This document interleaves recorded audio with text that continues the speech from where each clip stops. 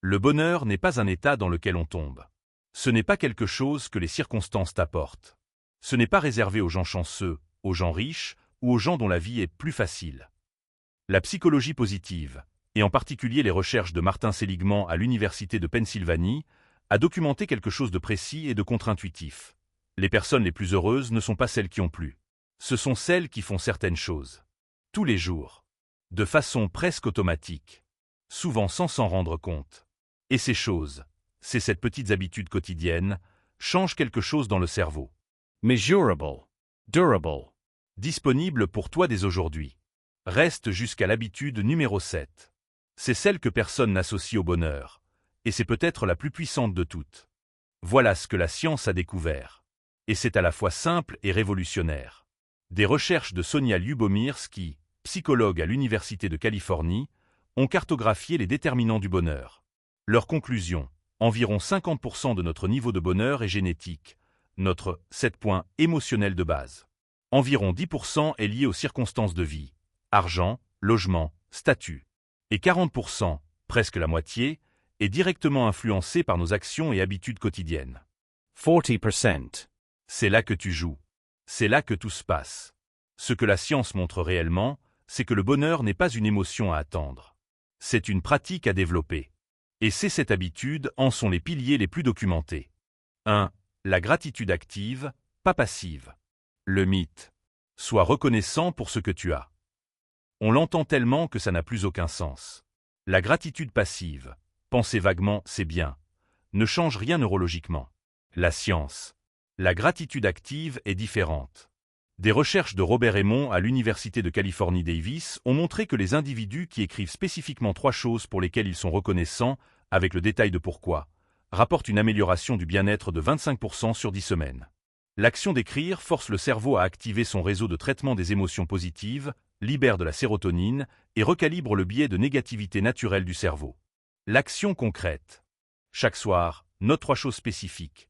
Pas j'ai de la chance, mais aujourd'hui, la conversation avec non m'a donné de l'énergie parce que. La spécificité est la clé.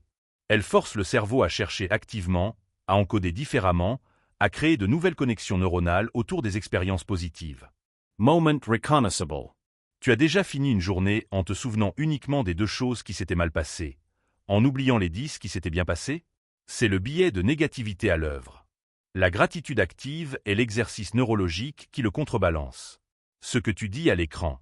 La gratitude passive ne change rien. La gratitude active, spécifique, écrite, quotidienne, change la structure de ton attention. Et un cerveau qui cherche activement le bon finit par en trouver partout. 2. Le mouvement quotidien minimal. Le mythe. Il faut faire du sport intensément pour que ça ait un effet sur le moral. Ou l'inverse. Je n'ai pas le temps donc ça ne sert à rien. La science. Des méta-analyses portant sur plus de 1 million de personnes ont montré que 20 à 30 minutes de mouvement quotidien modéré, marche rapide, vélo, danse dans son salon, produisent une réduction de la dépression et de l'anxiété comparable aux effets des antidépresseurs légers. L'exercice libère du BDNF, Brain Derived Neurotrophic Factor, surnommé la magie du cerveau, qui stimule la neurogenèse, améliore la mémoire et régule directement le cortisol. L'action concrète. Ce n'est pas une question d'intensité. C'est une question de consistance. 20 minutes par jour, 5 jours par semaine, modérément, c'est le dosage scientifiquement validé pour un effet mesurable sur le bien-être. Commence par marcher. Moment reconnaissable.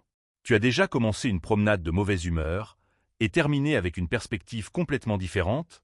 Comme si quelque chose s'était débloqué dans ta tête pendant que tu marchais? C'est le BDNF et l'endorphine qui travaillent. Ton cerveau vous remercie à chaque pas. Ce que tu dis à l'écran. Ton corps et ton cerveau ne sont pas séparés. Ce que tu fais physiquement change ce que tu ressens mentalement, directement, mesurably, et dès la première session. 20 minutes. Aujourd'hui. 3. La connexion intentionnelle. Le mythe. Je parle à des gens toute la journée. Au travail, en ligne, sur les réseaux. Je suis assez connecté. Le nombre d'interactions ne suffit pas. La science. L'étude de Harvard sur le développement adulte, la plus longue jamais menée sur le bonheur, avec 80 ans de suivi, a conclu que la qualité des relations humaines est le prédicteur le plus fiable du bonheur durable et de la longévité. Pas la richesse. Pas la notoriété. Pas les accomplissements. La connexion authentique. Une conversation profonde libère de l'ocytocine, l'hormone de l'attachement et de la confiance, qui réduit le cortisol et active le sentiment de sécurité émotionnelle. L'action concrète. Une vraie connexion par jour. Pas un « ça va » automatique. Un message sincère. Un appel avec intention. 5 minutes de vraie présence avec quelqu'un. La fréquence compte moins que la profondeur. Moment reconnaissable. Tu as déjà eu une conversation de 20 minutes avec quelqu'un que tu apprécies, pas sur des sujets importants, juste réellement présent, réellement écouté, et ressenti quelque chose de plus nourrissant que 2 heures passées sur les réseaux? C'est l'ocytocine vs le scroll vide. Ce que tu dis à l'écran. La solitude est l'une des épidémies les plus documentées du monde moderne.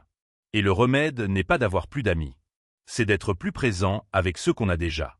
4. L'acte de générosité quotidien. Le mythe. Donner, c'est pour les autres. Le bonheur, c'est ce qu'on reçoit. La logique semble évidente. La psychologie dit le contraire. La science. Des recherches de l'Université de la Colombie-Britannique ont montré que les participants qui dépensaient de l'argent pour les autres, même de petites sommes, rapportaient un niveau de bonheur significativement plus élevé que ceux qui le dépensaient pour eux-mêmes. Neuropsychologiquement, un acte de générosité active le warm glow, une réponse dans le noyau accumbens et le cortex préfrontal médial qui produit une satisfaction durable, pas un plaisir momentané. La générosité est littéralement récompensée par le cerveau humain. L'action concrète. Un acte de générosité par jour. Pas forcément de l'argent. Un compliment sincère. Tenir une porte. Partager une information utile. Écouter vraiment. La taille de l'acte compte moins que sa régularité et son authenticité. Moment reconnaissable. Tu as déjà fait quelque chose pour quelqu'un, sans raison particulière, sans attente de retour, et ressenti quelque chose de chaud, de satisfaisant, qui durait après que la personne soit partie. Ce n'est pas de la naïveté. C'est de la neurochimie. Ce que tu dis à l'écran. Le bonheur qui vient de donner dure plus longtemps que le bonheur qui vient de recevoir. Ce n'est pas une leçon morale. C'est une observation neurologique répétée dans des dizaines d'études indépendantes. 5. Le moment de pleine présence. Le mythe. La méditation, c'est compliqué.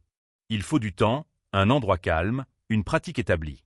Ce n'est pas pour tout le monde. La science. Une étude de Harvard menée par Matthew Killingsworth et Daniel Gilbert a suivi plus de 15 000 personnes via une application mobile et découvert quelque chose de frappant. Les gens sont significativement moins heureux lorsque leur esprit vagabonde, même si ce à quoi ils pensent est agréable, que lorsqu'ils sont pleinement présents à ce qu'ils font. Une seule chose. Même banale. Même ordinaire. Le présent est structurellement plus satisfaisant que le passé ou le futur. Et les personnes heureuses l'ont intuité, même sans méditer formellement. L'action concrète. 5 minutes par jour de présence totale. Pas de téléphone.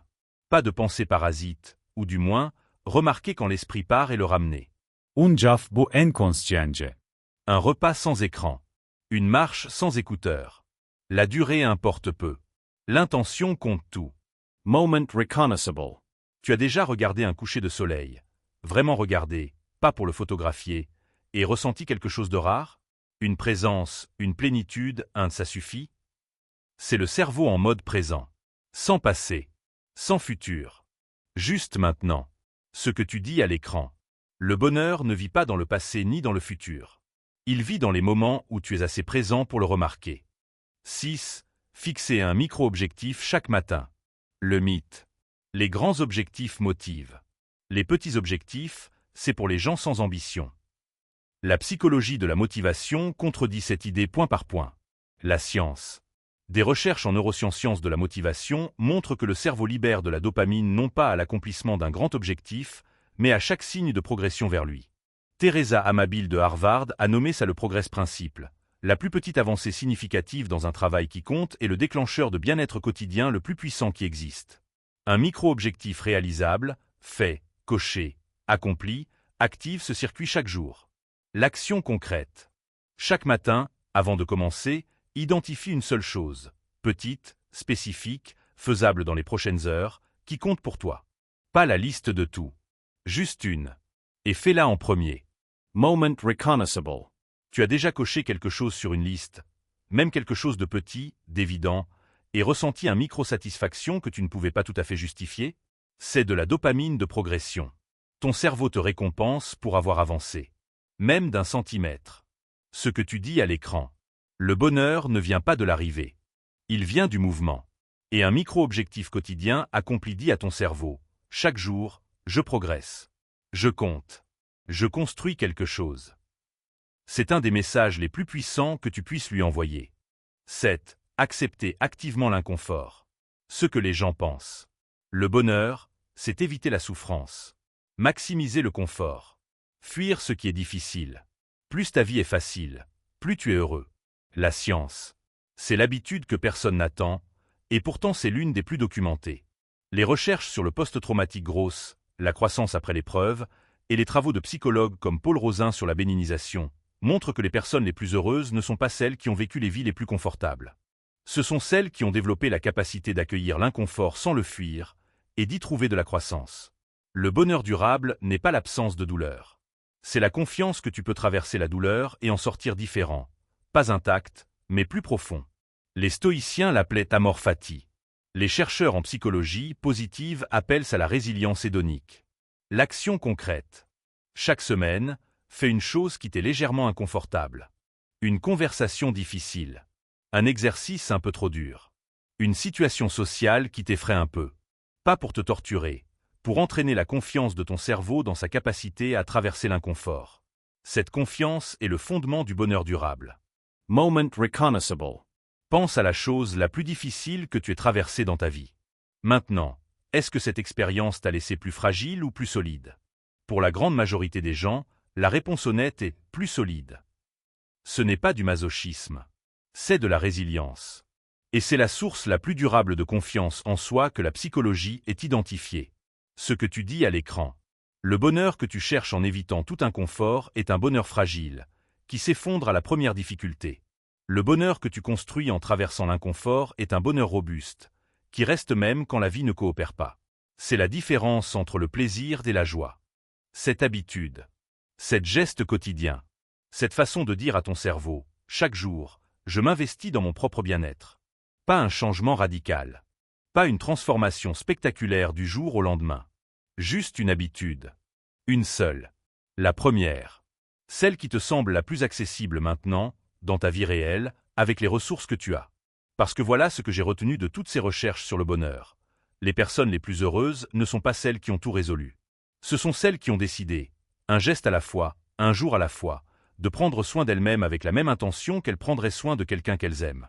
Commence par ça. Aujourd'hui. 4 petites choses avant qu'on se quitte. 1. Like cette vidéo si elle t'a donné envie de changer quelque chose aujourd'hui. Pas après. Maintenant. Ça prend une seconde, et ça t'aide d'autres personnes à découvrir ce contenu. 2. Dis-moi dans les commentaires quelle habitude tu vas commencer en premier. Juste le numéro 1, 2, 3, 4, 5, 6 ou 7. Je lis chaque commentaire. Et si tu veux, dis-moi aussi pourquoi tu as choisi celle-là. 3. Partage cette vidéo avec quelqu'un dans ta vie qui cherche à aller mieux en ce moment. Quelqu'un qui mérite d'entendre que le bonheur n'est pas un état qu'on attend. C'est une pratique qu'on construit. Cette vidéo peut être le déclencheur dont ils ont besoin. 4. Abonne-toi. Parce que chaque semaine, on explore ce que la psychologie et la science révèlent sur comment vivre mieux, avec plus de profondeur, plus de clarté, plus de sens. Et tu mérites ce contenu dans ta vie régulièrement.